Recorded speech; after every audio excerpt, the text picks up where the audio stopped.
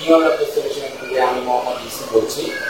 তো আজকে আমাদের এমন একটি প্রবলেম নিয়ে আসছি, যে প্রবলেমটা হচ্ছে যে আমাদের এই ল্যাপটপটা দেখতে খুবই ফ্রেশ এবং অনেক ভালো। বেসিক্যালি আমাদের একটাই প্রবলেমের কারণে আমরা এই ল্যাপটপটা ডিস্টার্ব ফিল করতেছি। তো ডিস্টার্ব ফিল করার কারণ হচ্ছে যে আমাদের এই কিবোর্ডের কি অনবরত উঠতে থাকে। তো আমরা একটু দেখে আসি যে কোন কিটা আমাদের অনবরত উঠতে থাকে আর আমাদেরকে কেন ডিস্টার্ব ফিলটা করতে হবে। তো আমরা একটু দেখে আসি যে এখানে আমরা দেখতে পেলাম যে 3 অনবরত উঠতে থাকে, যার কারণে আমরা কম্পিউটার অফ করলেও অন করলেও আমাদের এই প্রবলেমটা দিতে থাকে। তো আমরা একটু দেখে আসি। ওকে, আমরা একটু বন্ধ করে আসি। আমরা বন্ধ করতে গেলেও সে আমাকে একই প্রবলেম বলতেছে, অর্থাৎ সে আমাকে কোনোভাবে ইউজ করার জন্য সুযোগ করে দিচ্ছে না, যে আমি এটা অফ করব বা কিছু একটা করব, সেই সুযোগটা সে আমাকে দিচ্ছে না। তো সেক্ষেত্রে আমরা একটা কাজ করতে পারি, সেই কাজটা হচ্ছে যে আমরা এই কিটাকে 2 জায়গা থেকে প্রবলেম হতে পারে। তো 1 কিবোর্ড থেকে, 2 মাদারবোর্ড থেকে। এখন আমরা যদি কিবোর্ড থেকে হয় তো কিবোর্ডে আমরা ওই ফাংশন কি থেকে আমরা এখানে এরকম একটা ক্লিনার পাই 530, ওই ক্লিনার দিয়ে সাময়িকের জন্য তাকে আমরা ডিস্টার্ব ফিল থেকে বাঁচতে পারি সাময়িকের জন্য। সেটা এখান থেকে স্প্রে করলে আমাদের চলে আসবে। বাট এখন আমরা যদি কিবোর্ডটা খুলি, কিবোর্ডটা খোলা আছে আমাদের, বাট এটা আমাদের কিবোর্ড থেকে প্রবলেম না। আমরা কিবোর্ডটা খোলা রাখলাম, খোলা রেখে আমরা দেখতে চাচ্ছি যে আসলে কি এটা কিবোর্ড থেকে প্রবলেম কিনা। কিবোর্ড খুলে ফেললে কিন্তু আমাদের এই কিটা আসবে না। আর যদি আমাদের কিবোর্ড খোলার পরও যদি কিটা আসতে থাকে তাহলে আমরা বুঝবো এটা মাদারবোর্ড থেকে প্রবলেম। তো আমরা এখানে যখন দিলাম দেখতেছি যে অনবরত আমরা কোনো কিছু আমরা পেস্ট করতেছি না, যার কারণে অটোমেটিকলি এটা কিটা আসতেই আছে। তা আমরা দেখি বন্ধ করার জন্য আবার চেষ্টা করি, দেখি যে সে বন্ধ করে কিনা। দেখতে চাচ্ছি যে না, সে আমাকে অনবরত সে একটা 3 কি উঠতেই আছে। তো বুঝতে পারলাম যে এটা আমাদের মাদারবোর্ড থেকে প্রবলেম, বাট আমাদের কিবোর্ড থেকে প্রবলেম না। তো মাদারবোর্ড থেকে প্রবলেম হলে আমাদের খুব রিস্কি একটা মানে আমাদের এই প্রবলেমটা সলভ করার জন্য খুব রিস্কি একটা জায়গা, সেটা হচ্ছে যে আইও কন্ট্রোলার, যেটা কিবোর্ড কন্ট্রোলার বলে। আর এই কিবোর্ড কন্ট্রোলারে কাজ করতে গেলে রিস্ক আছে, কারণ এটা এই কারণে রিস্ক, কারণ আমরা দেখতেছি ল্যাপটপটা সম্পূর্ণভাবে কাজ করতে পারতেছে, শুধুমাত্র একটা কি উঠতেছি বিদায় এটা আমাদেরকে এখন কাজ করতে যেতে হতে পারে। তো এই কিটা আমরা কোনোভাবে হার্ডওয়্যার রিলেটেড কাজ না করেও আমরা এই প্রবলেমটা সলভ করতে পারি। তো কিভাবে সলভ করব সেটা হচ্ছে যে আমাদের একটা সফটওয়্যার আছে, এই সফটওয়্যারটার মাধ্যমে আমরা এই কিটাকে কি করতে পারি, প্রবলেমটা সলভ করতে পারি। তো আমরা একটু যাই,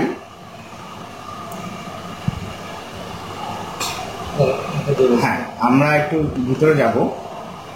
আমরা যেহেতু ডেমো ক্লাস, আমরা অনেক কিছু এখানে হাইড করব, যে কিভাবে ঢুকতেছি, কেন ঢুকতেছি, কেন কোনটা কি করতেছি, এটা আমরা তো বলতেছি না। বাট আমরা এইটুকু বুঝতে পারবো যে এই সফটওয়্যারটা দিয়েও আমরা সলভ করতে পারি। ওকে, আমরা যাই, আমরা ইনস্টল করব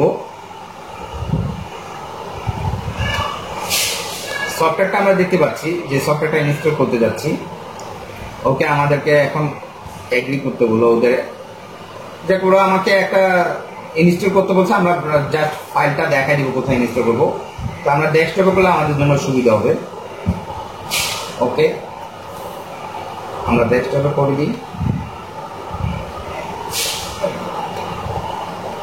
আমরা ডেস্কটপে করে দিই।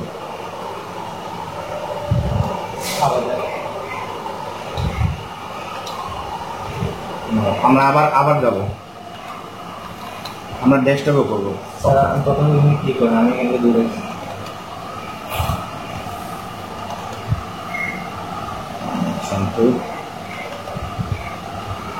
আবার ইনস্টল করবো, কারণ ডেস্কটপে করলে আমাদের জন্য সুবিধা হবে। ওকে, আমরা ডেস্কটপে দেখা দিয়েছি। হ্যাঁ, এবার আমরা ডেস্কটপে দিয়েছি ইনস্টল। আমাদের ইনস্টল হয়ে গেছে, আমাদের ডেস্কটপে চলে আসছে। আমরা আবার ধরবো। ওকে, এটা বাদ। ওকে, হ্যাঁ, ব্যাস আমরা সফটওয়্যারটাকে অন করব। আমাদের সফটওয়্যারটা অন হয়ে গেল। সফটওয়্যারটা অন হওয়ার পর আমরা যেটার মানে 3 আমাদের উঠতে থাকে, তো আমাদের কিবোর্ডের 3 কয়টা আমরা একটু দেখে নিই শিক্ষার্থী বন্ধুরা। আমাদের 3 একটা হচ্ছে এখানে, আর একটা 3 এখানে, দুইটা 3। তো আমাদের জানা নাই কোন 3টা আমাদের প্রবলেম। তো এটা জানার জন্য আপনাকে কিবোর্ড টেস্টার নামে একটা সফটওয়্যার আছে। তো আপনি কিবোর্ড টেস্টার দিয়ে আপনি দেখতে পারবেন যে কোন কিটা প্রবলেম, এই কিটা প্রবলেম না এই কিটা প্রবলেম। তো কিবোর্ড টেস্টারটা যখন ওপেন করবেন তখন এটা ওই এরকম করে একটা কিবোর্ড অপশন চলে আসবে, যে কিটা আমাদের কাজ করতেছে সেই কিটা মার্ক হয়ে যাবে, মার্ক হয়ে ওখানে উঠতে থাকবে। তো দ্যাট মিনস আমি বোঝাতে চাচ্ছি যদি এই কিটা প্রবলেম হয় তাহলে এই কিটা মার্ক হয়ে যাবে, আর যদি এই কিটা প্রবলেম হয় তাহলে এই কিটা মার্ক হবে। তাহলে কিবোর্ড টেস্টার নামে একটা সফটওয়্যার আছে, সেই টেস্টার আমরা নামিয়ে নিব, নামিয়ে আমরা এটা দেখে নেব। তো আমরা আগে থেকে ফাইন্ড আউট করে রেখেছিলাম যে আমাদের এখানে যে মেমোরি কি আছে, মেমোরি কির এই কিটা আমাদের প্রবলেম। তাহলে এই কিটা আমরা ডিসেবল করে দিলে আমাদের কি হবে না, আর প্রবলেমটা হবে না। তাহলে আমরা একটু যাই যে এইখানে আমাদের এই কিটা আমাদের প্রবলেম ছিল 103 নাম্বার কিটা। আমরা 103 নাম্বার কিটাকে আমরা যখন অ্যাক্টিভ করলাম, আমরা এখানে সিলেক্ট করলাম, সিলেক্ট করার পর আমাদের এখানে ডিসেবল অপশন আছে। এই ডিসেবল অপশনটাকে আমরা ক্লিক করলে আমাদের এখানে চলে আসবে যে আমরা এই কিটাকে ডিসেবল রাখতে চাচ্ছি। রিস্টার্ট যাবে, যখন আমি রিস্টার্ট দিব তখন আমার এই কিটা অফ হয়ে যাবে। অফ হয়ে গেলে তখন আমরা দেখতে পাবো যে আমাদের এই কিটা আর মানে 3 যে নাম্বারটা উঠতে থাকতো সেটা কি আর উঠতো না। তো শিক্ষার্থী বন্ধু আমাদের অলরেডি রিস্টার্ট নিয়েছে, ল্যাপটপ রান হচ্ছে। আমরা পাসওয়ার্ড ডিসেবল করেছিলাম না, তাহলে আমাদের যেহেতু পাসওয়ার্ড ডিসেবল হয় না, আমাদের পাসওয়ার্ডটা দিয়ে ফেলতে হবে।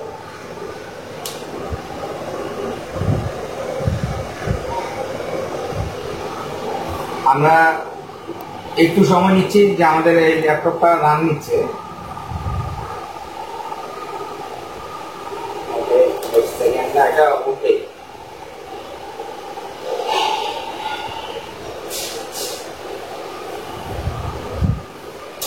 ওকে, আমরা দেখতে পাচ্ছি যে আমার অলরেডি আমাদের যে 3টা উঠার কথা ছিল সেটা আর উঠতেছে না। আমরা এখানে ক্লিক করলেই এরকম 3 উঠতেই থাকতো।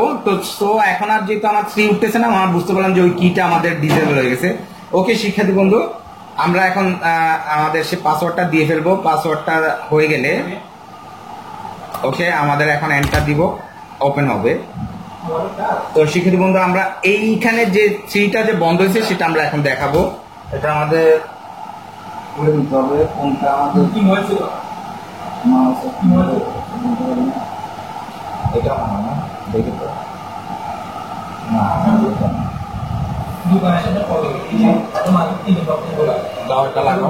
এখানে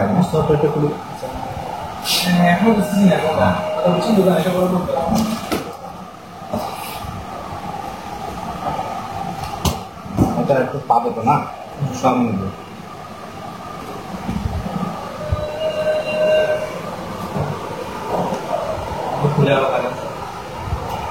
এটাতে কি কানেকশন আছে? এটা তো USB3, কারণ আমাদের USB3 তে তো এখন সফটওয়্যার দেই নাই যেহেতু এটা ইউজ করা। আমরা এটাকে ট্রাবলশুট করার জন্য আমরা অনেকভাবে ট্রাই করেছি। আমরা উইন্ডোজ দেওয়ার জন্য চেষ্টা করেছি, মানে কোনো রকম আমরা খোলা ছাড়া, ল্যাপটপ খোলা ছাড়া আমরা যতটুকু ট্রাই করার আমরা করে নিয়েছি। উইন্ডোজ দিয়ে নিয়েছি, তারপর USB3 তে দিলে কাজ করবে না প্রথম অবস্থায় যদি সফটওয়্যার দেওয়া হয়।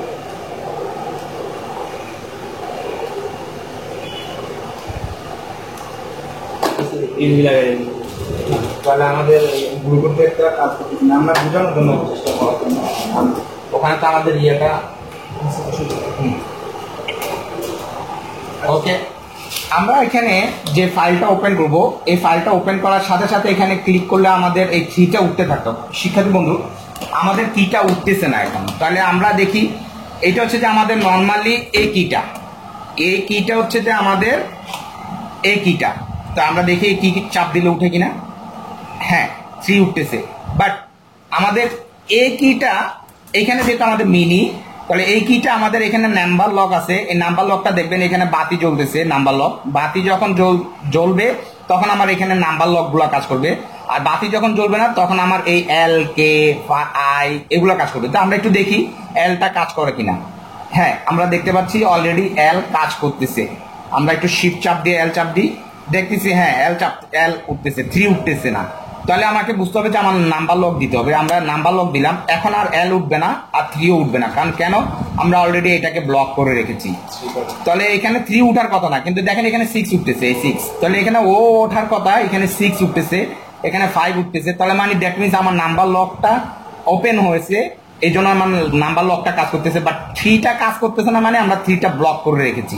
আমরা নাম্বার লক অফ করে দিই, আমার এল আবার কাজ করবে, আবার এখানে ও কাজ করবে, এখানে আই কাজ করবে, বাট আমাদের এখন আর নাম্বার লক নাই। তো শিক্ষার্থী বন্ধু আমরা বুঝতে পারলাম যে আমাদের যে নাম্বার লক দিয়ে আমাদের যে 3টা ছিল, মানে এই 3টাতেই প্রবলেম ছিল, আমরা অলরেডি এটা ব্লক করতে পারছি। তাহলে শিক্ষার্থী বন্ধু আমাদের যে সফটওয়্যার ছাড়া, আমাদের হার্ডওয়্যার ছাড়া আমরা সফটওয়্যারের মাধ্যমেও যে এই প্রবলেমটা সলভ করতে পারি, কারণ এটা একটা মারাত্মক প্রবলেম। আমরা এই ল্যাপটপটাতে কোনো রকম হাত দেওয়া ছাড়াই আমরা এই প্রবলেমটা সলভ করেছি।